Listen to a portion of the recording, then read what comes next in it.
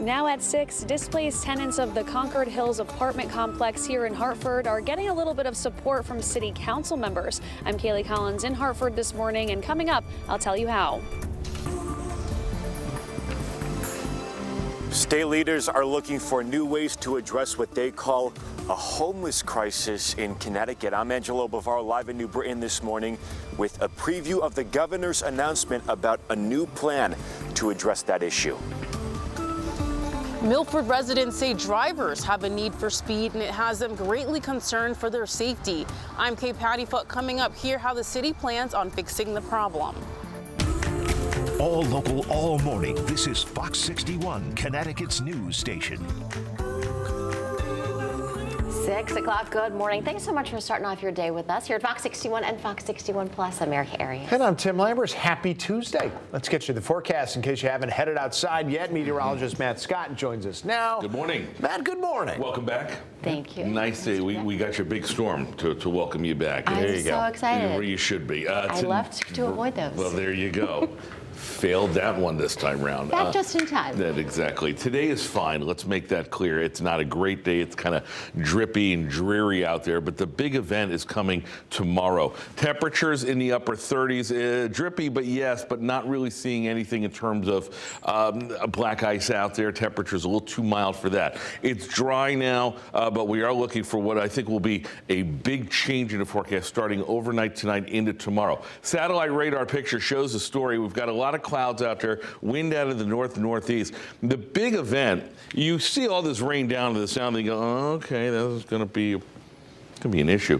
Our system is still actually this one coming out of the Rockies, and that's going to gather energy down south before it pivots up this way. And once it comes up here, all of this is going to explode, and we'll look for a pretty impressive rain shield coming through. Temperatures, I mentioned, they're mild, mid to upper 30s inland, lower 40s at the shore. The winds are fine. They're going to be blowing tomorrow. Looking at the potential for some real wind issues that could lead to power outages in addition to the copious amounts of rain that we're looking for. Not looking for much of a change on the temperatures today. The thermometer stayed pretty steady near 40 degrees. Clouds now, clouds later. Nothing major to worry about today. Overnight tonight, that will change, and we'll talk about that in detail, talk about the weather impact alert that we have for Wednesday coming up. Let's check in with Rachel Piscatelli, first time this morning. Good morning to you at 6:02. Hey, good morning, Matt. The roads have been cooperating this morning for our Tuesday morning commute. A live look outside over in West Hartford this morning on 84, both directions. Volume starting to pick up on the eastbound side, but otherwise things are still looking good. We do have some damp roads out there. 91 over in Windsor Locks. If you're traveling to the airport this morning, here's what your commute is going to look like. Not bad. And your drive times through the Capitol this right now, New Britain Ave to the Hartford Tunnel is 5 minutes. Route 2, Glastonbury to the Founders Bridge is 6. Tim and Erica, good morning. Good morning to you. Well, the ongoing troubles at the Concord Hills apartments were front and center again at Hartford City Hall. Yeah, the city has already granted an extension to temporary housing for some tenants. Now, some council members say they want more action. So Fox 61's Kaylee Collins is live in Hartford, and she has the latest on a story that we have been following for months now. Kaylee, good morning.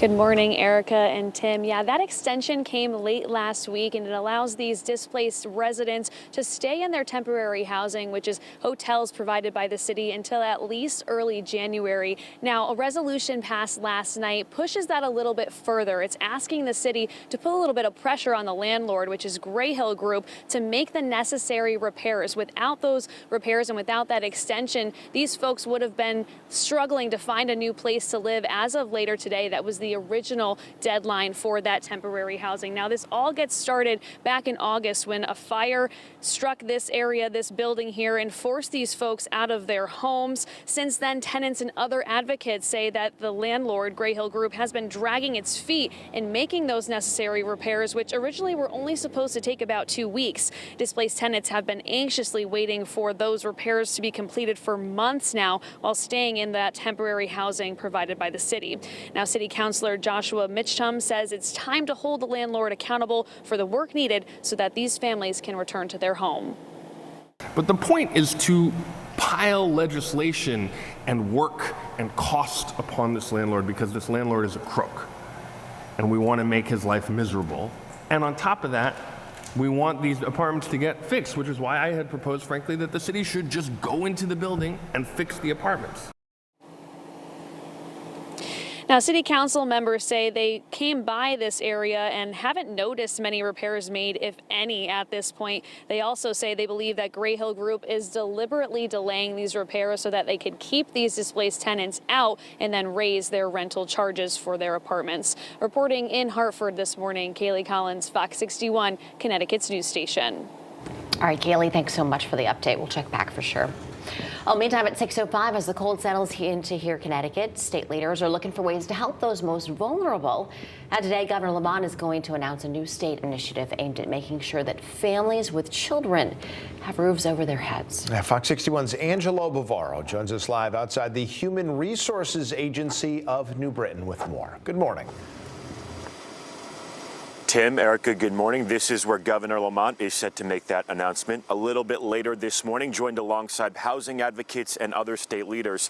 We don't have too many details about the plan just yet, but the governor's office tells us that this plan does involve matching families with kids experiencing homelessness to more permanent housing options.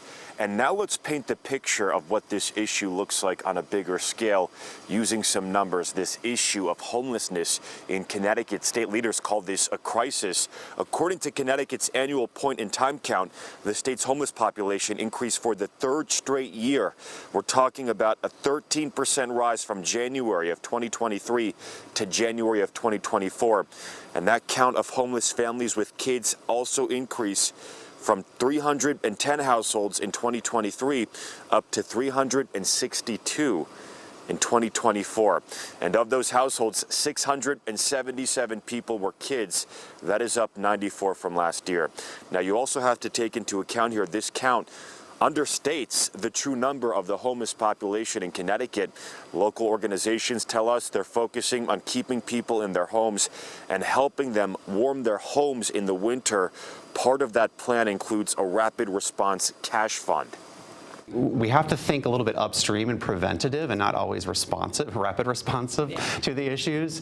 You know, you need both. There are things that are important that we advocate for as an organization, like the child tax credit. Well, we have a lot of families and individuals coming in looking for housing assistance, security deposits, even, you know, just assistance with trying to pay for applications for rental. But there's a variety of different things that are available for people that they just don't know about, or you disqualify yourself if you don't ask.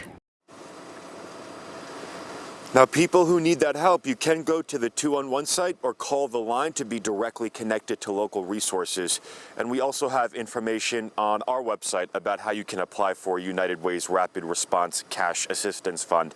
That is fox61.com. The governor's announcement here in New Britain, that is set for 10 o'clock this morning. Of course, we'll get you updates when that happens. We are live in New Britain this morning. I'm Angelo Bavaro, Fox 61, Connecticut's news station. Angelo, thank you. We appreciate that report. At 6:08 this morning, leaders in Milford last week voted to put up speed and red light cameras in their city.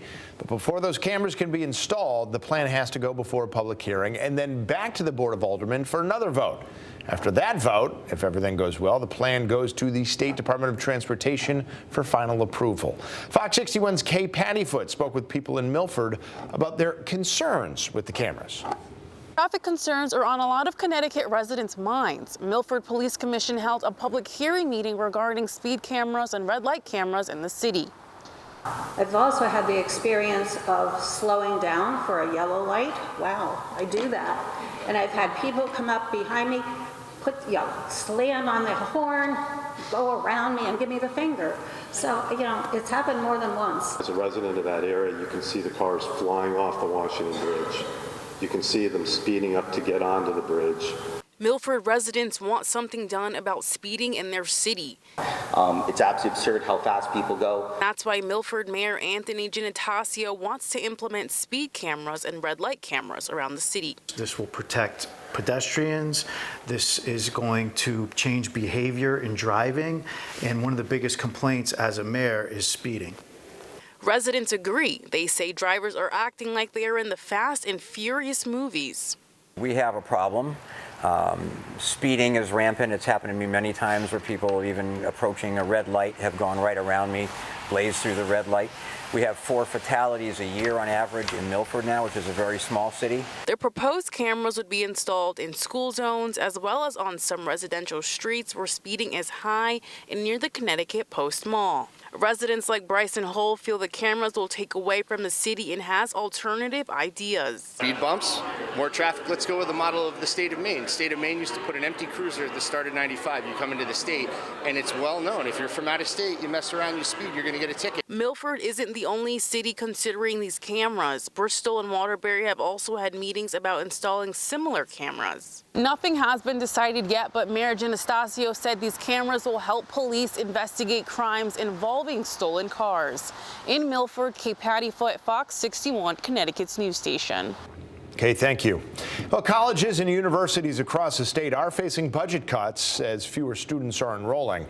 And now UConn's provost has named the graduate programs that will likely be discontinued, suspended, or consolidated. 12 programs are on the list for possible suspension, like international studies, educational technology, and medieval studies.